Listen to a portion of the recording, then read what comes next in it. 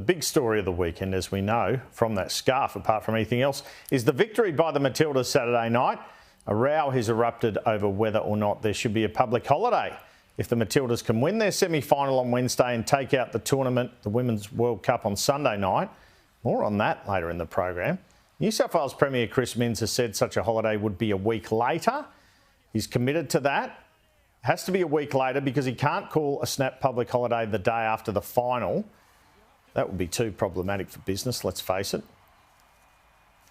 If we did do it in Sydney for a big public holiday and a massive ticket tape parade, can you imagine the kind of energy, economic excitement and it'd be an explosion in economic activity, particularly for the CBD?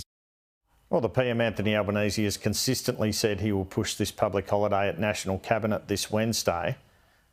Former Socceroos skipper Robbie Slater name-checked me and other Sky presenters earlier today saying we should campaign for the public holiday. This tournament will be over next Sunday.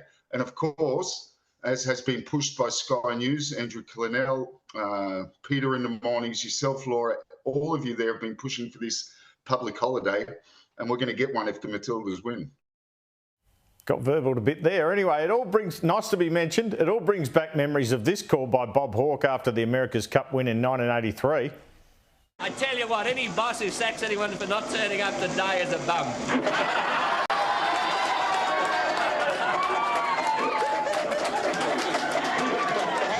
You have to work a bit harder the next day to make up.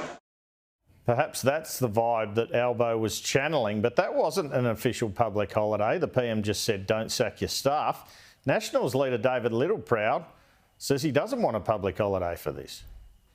Someone's got to ultimately pay for this. It's all well and good for premiers and prime ministers to promise public holidays, but ultimately someone foots the bill. And that, in this case, is small business. And when the government's proposing not to have it on the Monday after, but a week later, well, how do we all share in that? I understand the Liberals are yet to come to a position and believe the PM and Premiers should wait until the tournament is over rather than put extra pressure on the Matildas.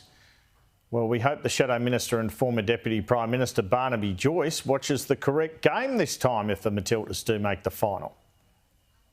Well, I went to the pub and watched them on the weekend, but I think, and you'll see it on the Facebook post, I think we're watching the wrong game. I think they'd put on a repeat because it was on Channel 10. I don't think it was the right one, but because when we finished the game, Australia had won 1-0 in full time. So we were like, that's good, still won.